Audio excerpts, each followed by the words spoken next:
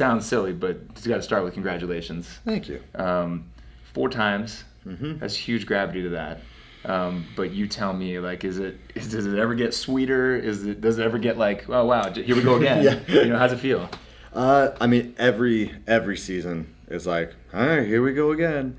But each games has something different to it. Every year there's different obstacles to overcome. There's different life events happening. So each one has a different meaning. Yeah. And you're hang your hat on, or people love seeing you say hard work pays off. So this is the payoff, or actually, sorry, I should say, is this the payoff? Yeah. I mean, this is what all of that work throughout the entire year is revolving around, was the last 4 days. So this is literally what my year revolves around. Which is kind of crazy, but. Let's go through the weekend a little bit, because there was some ups and some downs. Right. And first, I'm interested that this was the biggest amount of people in a single event that we had. So what was it like, that first event with that many athletes on the field of play? It didn't really make too much of a difference. Heat of 50, we've done mass starts with heats of 40. So a couple extra guys in there. And it started with a run. So, immediately everyone spread out. I remember the first, like, what you're worried about every time is like, how you're supposed to pace it, but then if everyone goes out hot, and then you don't want to get stuck in the lock jam, so it's like you need to stay with the front of the pack. I think it was Cole Sager was the first one out. Like a train, just. So he just sprinted. I hopped right on his heels to stay with him in the lead, and then as soon as we got out of that bottleneck going from the field out onto the run. As soon as we were out of the bottleneck, he just visibly throttled back, and we all just fell into our normal pace. Nice. And I was like, man, good work, Cole. Smart boy. Yeah, exactly. That's just one of those ones where you're like, oh, please, just other people hit this like appropriately. I remember that back in the day, the start of Murph, when people were like, no, is this what we're gonna do? Exactly. Yeah. And then after that, I was out in the lead with the run, and so coming back in, there was a couple of us together, and then you just hit your own rope.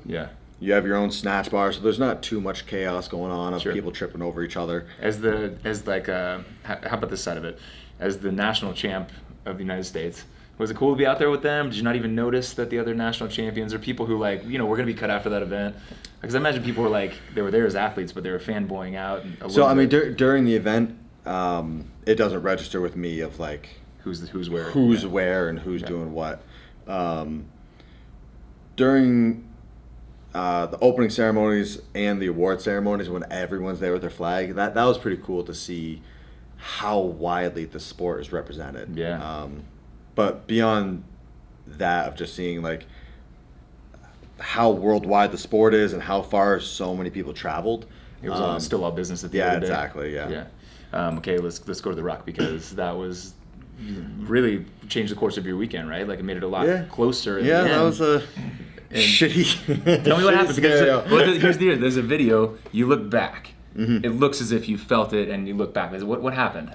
So back up a little bit more. And for people that don't know, okay, sorry, but we'll get to that. So back up a little more. So 4 laps, more weight each lap, and there were, who was it? Lucas Hogberg and the German guy. They're just big men, so they just hoofed it. They were out on their own, and I think there was an Aussie up with them as well. Okay. So it didn't matter if like I wanted to stay on their heels or not. I wasn't keeping up with them. They were gone. And then Chandler Smith, I was with him for a while, and then he kind of pulled away. I think once the rut got a little bit heavier, he's Army, and he says he's like, oh, I do rucks all the time. This is my jam, I think there's one other person ahead of me. But anyways, so I tried to be more helpful, but I was on the women's competition at the time, So I'm in a pack. It was Willie George and I. And I was like, okay, I'm going to keep my normal pace until we go on the grass for the first time, on the sidewalk, on the grass for the second time, and then once we're about halfway through the road run, I'm going to turn it on and You don't have to save anything. So just bury the needle and go. And it was on the grass for the second time. Heppner hoofs by me. And he's just like, his breathing is crazy. He's kind of all over the place. And so I jumped from Willie George to Heppner. And I was like, I think I can keep Heppner's pace until I was originally going to break. And then I'll break and try to blow off Heppner. So anyways, I started hoofing it way earlier and keeping up with Heppner, and then he didn't like the fact like I was like right behind him. He wasn't a fan of that? So anyways, about halfway through the run, he kind of like waves me. Oh, yeah, and after he said, he was like, no, he's like, I don't want you drafting off me the entire time and then just beat me at the end. He's like, no, it's just you go out in front of me. So did you comply? Yeah. So he kind of waved and he kind of like moved to the side, so I didn't have to like make a big run around him. And at that point, I'm like, okay, like Heppner's not too far behind me, and Willie George is a little bit further behind him. So I'm like, I can go into a full sprint from here on. And so I just started hoofing it, and just like, you have a couple 100 meters left in this 4-mile race. Yeah. And it's like I get to collapse at the end. So you turn it on, yeah. And so as I'm running, I felt like a brushing on the side of my foot, and it just was like a quick glance. And so my first thought is someone's passing me up this side, and they like brushed my foot. And so that was the quick look over my shoulder. Didn't see an athlete, but then I saw one of the like big orange sandbags that they were using to hold the fence in place. Yeah. They were just on all the legs of the fence throughout the whole course. Oh, so you thought maybe you kicked that. And so I thought it was the material hanging off the side of the bag that I just brushed my foot. And so it was literally, I'm in a full sprint. The finish line is right there. I'm not going to like stop and analyze like what touched my foot. Just hands on the hips for a second. Yeah, exactly. Yeah. And I knew Heppner was within a stone throw of me, and then Willie George was right behind him. Yeah. And so felt the glance on my foot, quick turn and look, saw the orange sandbag. It's like, oh, that's what must have hit my foot, and I just kept sprinting. And this is all happening like we're talking about, it's taking minutes, but still, it's like that happened like right now. Exactly. Yeah. Okay. It's like you're 16 minutes into a 4-mile ruck run where you're going all out the entire way. Yeah. Final couple 100 meters, you're in a full sprint, and you know your competitors are right there, and you feel something touch your foot, and it's just like, okay, yeah. Yeah, just keep going. And keep going. And then... so event finishes, you're done. Yeah, so across the finish line, I think I finished 6th, and then just like carried on normally. Sure, like finished the event, ice bath, next athlete briefing, and it was before everyone's in the stands at the athlete briefing. Dave's up front, and he like waved me forward. I was like, "What's up?" Could be anything. And he just said, he was like, "Hey, on your ruck run, one of your bags fell out, so we have to like issue a penalty." And I was like, "What? What do you mean one of my bags fell out? Like, how does that happen?" Wait, how about this? Sorry, let me go back. When you stopped and put your bag down, you couldn't tell? No, so like I literally hit the finish line, and just like you just like unclip it and just like strip it behind you. Okay. And yeah. Okay. So sorry. So back to Dave. So Dave's so he was just like, "Hey, don't worry about it. We're analyzing it. We're figuring out a solution, but everything's gonna be fine." And then I think we did the next event, and then like nothing had been told, like no one said anything to me. And then it was just like after the next event, I saw the leaderboard, and it bumped me from 6th place to 17th place. So I had to talk with them. How do you take that kind of stuff? I mean, obviously you got to fight for what you think is right. Yeah, I mean, I made it clear. I said, I think this is not a fair penalty. And they said, we think it is. And that was... Okay, bye. Yeah, that was basically the end of conversation, you know? Okay. You know, I kind of look at it like, I think the penalty should have been less. I realized that the penalty could have been way more severe. So it's like, all right, like, I did what I could. Yeah. Like, I completed the race as best I could. Yeah. Like, how do you stop a sandbag from falling out of your bag. Like, I get it. So and then how do you deal, like, do you have to be pretty conscious about letting that stuff go, or do you stay fired up about that kind of thing for a while? No, you let that shit go immediately. Are you good at that? Decent. Yeah. I feel like handling that situation, I did a good job with it. Because, it dropped me back 30 some odd points, and then... And the next event didn't go that well. Yeah, then the next event wasn't good, and then, I think it was going into Sunday, I was down by 15, and then after the swim, I'm down by 35, and I'm like, man, down by 35, and I had a 35-point penalty. Like, I wish that played out differently. But, didn't do you so many favors. It's the type of thing, like, you have no control over it, so what are you going to do? Yeah. Exactly. And moving, I would, if given me the choice, you tell me whatever you want to talk about, but given the choice, I would jump over to the clean event, because I would say that was just about all time for everything that... Best moment in my CrossFit Games career. That was, hands down. That was wild. That was an atmosphere I've never been in before. It was a performance so far beyond what I expected out of myself. And it was a great competition between there's a lot of guys hitting weights way over what I was expecting, but then like Panchek and I just go, he made it, I made it, he made it, I made it, he made it, I made it, and and then obviously it helps the situation that I won the event, so that makes me enjoy it a little bit more. Yeah, of course. That was just an atmosphere on the competition floor that I've never experienced before. Because you got singled out up to the platform one at a time. Well, even that, like, we've done that before. Like, we've had events, like, remember the ECC a couple years ago? Yeah. Ben started doing that with 1 rep clean and jerks. Right. 1 lifter at a time, Yes. And, like, he even, like, shut down all the lights and just one spotlight on the platform. So he was the first one to do something like that. And it was, like, just the crowd response was incredible. And now you have a way bigger crowd with way higher stakes. It's awesome. What were you and Panchik talking about? Or like, was it all just kind of like funny banter? Or was it? There was one clip. It was funny. Like, you tried to get the chalk from him. Yeah, and he was like, "No, shake my hand." I was like, "No, give me the chalk, dude." And he was like, "Shake my hand." It's like when you get left hanging. And you're like, "I'm staying here." Yeah. He committed. No, it was good. I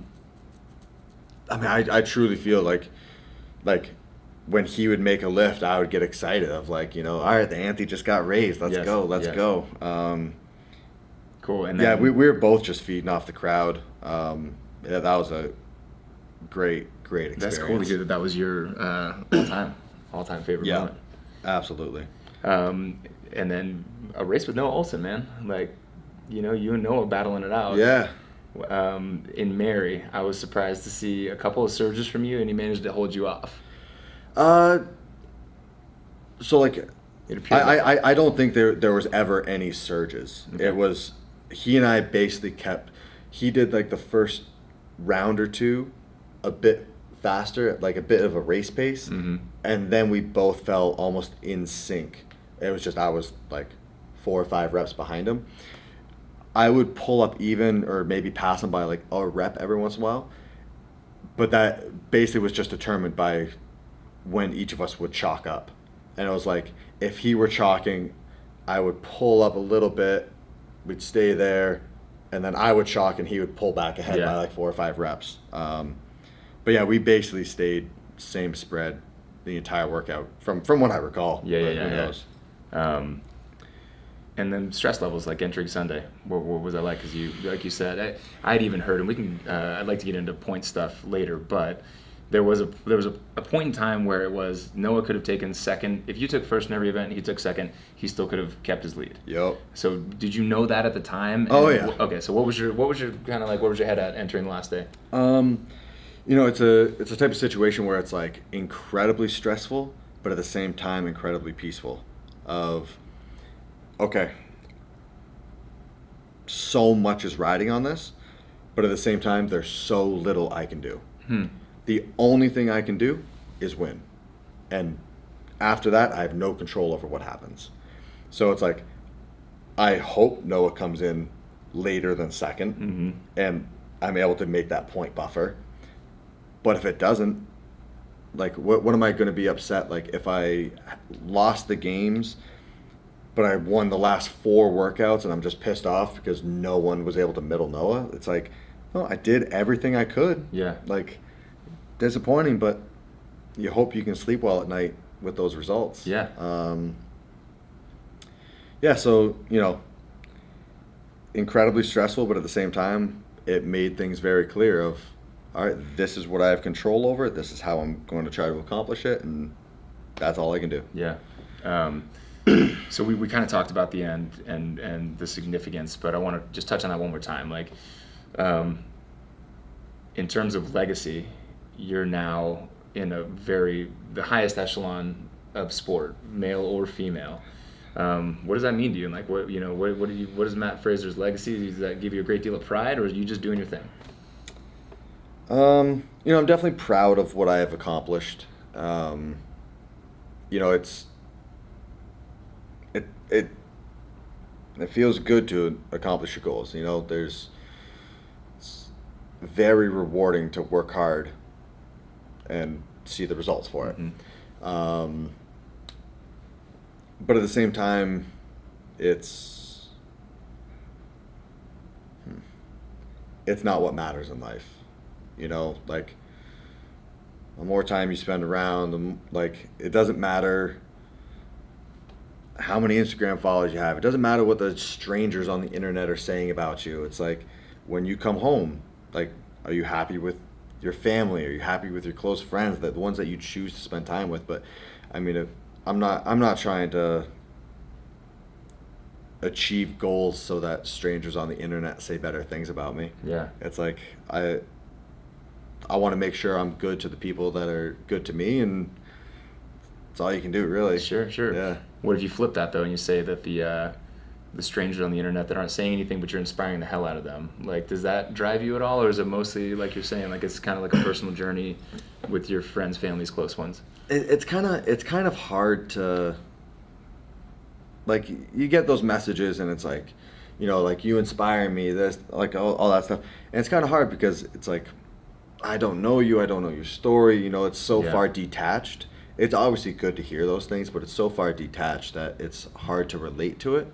I've had a couple people close to me in my life that have gone through huge weight loss journeys, and like, they tell me, they're like, you are the one who inspired me to do this. You are my motivation. Like, every time I'm in the gym, I think about, well, what would Matt be doing? You know? Yeah.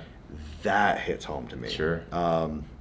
My brother, after his first year coming out to the games, he went home. He was so motivated. He lost like 60 or 80 pounds. No way. Yeah. Man, how cool is that? Yeah, and like, it was kind of funny because, like, he's seen me through my whole weightlifting career, everything, and then he went to the games, and he said he was up in, like, the press box or whatever it was, and he's like looking at the audience. He goes, "Oh my God, I'm the fattest person here. Oh, I need to get my life together." Yeah. And he just started. He didn't make any big, huge, drastic changes. He just started being a healthier person and fucking shed 60 or 80 pounds. My one buddy back home, I've known him since I was 4 years old. Yeah. And it was probably a year and a half ago. He told me, he was like, I'm just tired. I'm tired of having this belly. Right. And so he came over to my house, and I was like, all right, like, I'll start putting you through some workouts, showing you a thing or two, and I want to say he's down like 100 pounds now. And like, I'm always getting the updates, and I talk to him daily, and he's always sending me update pictures of like the scale in the morning or the food he's cooking, stuff like that. And that's the stuff that hits home with me, because I have a personal connection with it. I'm more involved in that person's life. I get that. Yeah. But for what it's worth, even people that aren't telling you their stories, you motivate the hell out of a lot of people. So it means a lot to them, I'm sure. I'm interested to hear you talk about your relationship with Tia, because it's very clear that you guys started training a lot together. It seems like you guys are close friends, and I'd love to hear you talk about Tia. Yeah. Was it last year, near the end of the year, she moved to Cookville, and I've literally had like zero interaction with Tia, Basically, like when she's coming off the competition floor and I'm walking too. Yeah. Hey, good luck. Thanks. But hey, you're really good too. That was it. Just like two ships passing in the night type thing. And then she moved to Cookeville, and I was still in Vermont that summer. And then I started training for the Dubai competition, and I was struggling, just trying to get motivated, training by myself, and things weren't going well. Tracked down Tia's number, called her, said, "Hey, this is Matt. If I move back to Cookeville tomorrow, will you train with me?" And she was like, "Yes, please, come back." Yeah, so Sam and I packed up the truck that day and then like drove down the next day. And the first couple weeks, like her husband is her coach, and so we just kind of said like, "Hey, you guys do your training, I'll do my training, and then anything that we like of each other's training, we'll just kind of jump in on." But like, sure, like if there's a day in the gym where we don't do any of the same stuff, that's fine. And then if there's a day where we totally overlap, that's cool too. And so we were very keeping each other at an arm's distance, trying to feel each other out. And then, after a week or two, the walls and barriers start coming down, and started joking around a bit in the gym, and then before I knew it, I love Shane's programming, so I just did all of Shane's programming the entire year. And then you start asking Shane like, "Hey, like what's the intent of this workout? What's the point of this? How should I be attacking this workout?" And so Shane took on like a coach's role for me as well. Wow. And I didn't know that. Yeah, it just worked. So it's fair to say that Shane is your coach? Yeah. Oh yeah, wow. Yeah. I mean, like the short time they were in Vermont with us, was it like 4 or 6 weeks, something like that? And then they went home for 10 days, and then they came back for 10 days, and then went back before they came here. And like anytime they left, I'm in a group chat with them of like, "Hey, what's the programming for today? What's the plan? What do we have tomorrow, so I can plan my schedule?" And so yeah, I mean, we went into it cautiously, but then it just everything clicked. Yeah. Really, really well. So they'll be lifelong friends. Yeah, yeah. They are just great people. What did the hashtag on your champion post that said "and still"? And still. What does that mean? It's like like when a boxer goes in to defend his title, then at the end, still heavyweight champ. Okay. I love it. It's well, it's fun. And now you guys are in Cookeville, and I get to see Yeah, you're our neighbor now. Yeah. Another person jumped on the bandwagon. Let's do it. It's a good wagon. It's a really fun wagon to ride. Okay, can we pivot and we'll talk about when I brought up the point system with Noah, for example. That's one of the changes from the implementation of a completely different structure to the games. Yeah. I hate to be too broad about it, but do you have overall thoughts? And by that, I guess I would mean leave the sanctionals out of it for now. But once we're here at the CrossFit Games, the inclusion of the national champions, the implementation of cuts, which then affected the point system. So I was talking about this earlier. I've heard both sides of the story, and I agree with both. Yeah. It's tough. And so it's like I heard Dave's explanation of like we're cutting to the top 10 after this many events, and I was like, yeah, that totally makes sense. I agree with that. And then you hear the side of the story from like Brent Fikowski or Patrick Vellner, who are like perennial podium athletes that got cut after a certain amount of events, and they didn't have time to build up. And hear their side, I'm like, yeah, I agree with that too. Like I can see both sides of the story. Yeah, we probably won't find a solution. I just wonder if what stood out the most. Because there's a great example. I know that you don't want to win. I know that you want to be challenged as much as humanly possible, right? Well, no, I want to win as easily as possible. Don't get it twisted. If there's an easy road to win it, I'll take it. Easy work pays off. I just haven't found that yet, so I keep working hard. The most direct line. But yeah, so we did. So we got down to the top 10, and did you feel like you were pushed as much as you have been in past years? Oh yeah.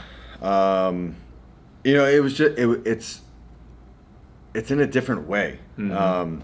You know, because there's those situations where it's like 1 second separates 10 people, and it's like you go from a 10th place finish on day 1 being worth 80 points to a 10th place finish on day 4 being worth 10. And so it's like, you better hope your wheelhouse stuff shows up on day 4 because it's way more valuable. Right. Yeah, I mean, it's just different, and like I haven't had time to sit back and kind of analyze it, and like I'm sure there's people that are going to put it into spreadsheets of like, all right, if we took this year's scores and put it into last year's scoring format, this is how the points would have shaken out, and this and that. Like, which is important, and that'd be good. Like, it'll be cool to see, but it's the type of thing. Like, I remember when regionals went off your ordinal placing, so it's like if you got second, you got 3 points, right. And it's a low score that won. Yeah. And then they switched it to the other one, and everyone's in a fuss. But then after a year or two, it's normal, and then regionals turned into super regionals, and everyone made a fuss, and then sure enough, it goes back like that becomes normal. Yeah. They cancel regionals and it's sanctionals. Everyone has a fuss, and it's like, whatever. Let me know what the rules are. I'll follow them. Right. And I imagine, and this.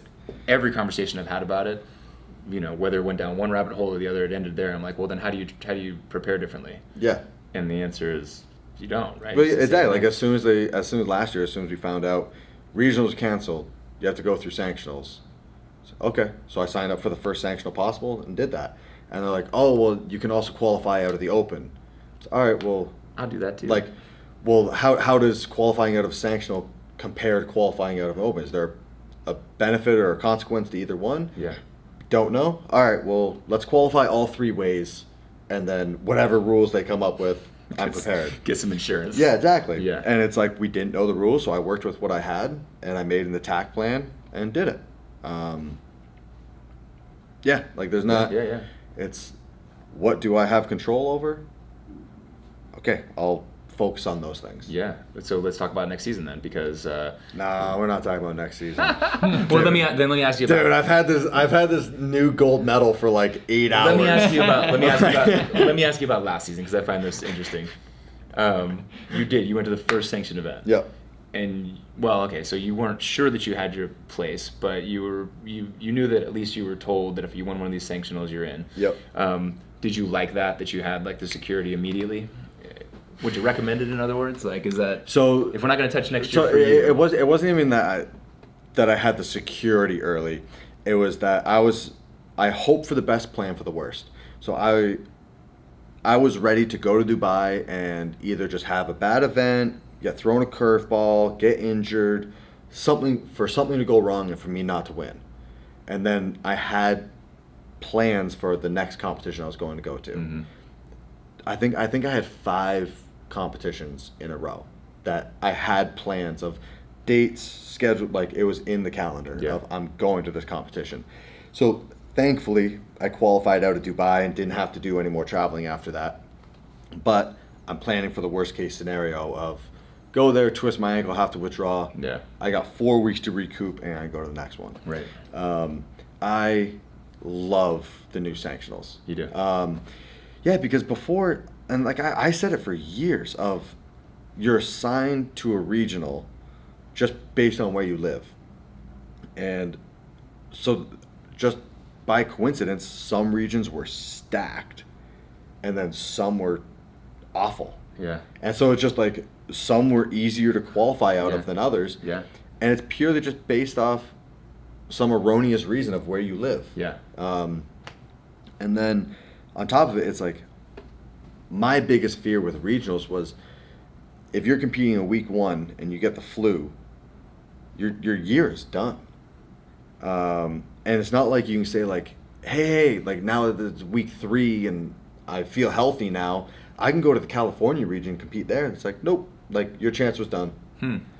So now it's like, if you get sick or you get injured, you have time to recoup. You're not having to rush back for this one event that qualifies you. And it's doubled down this year.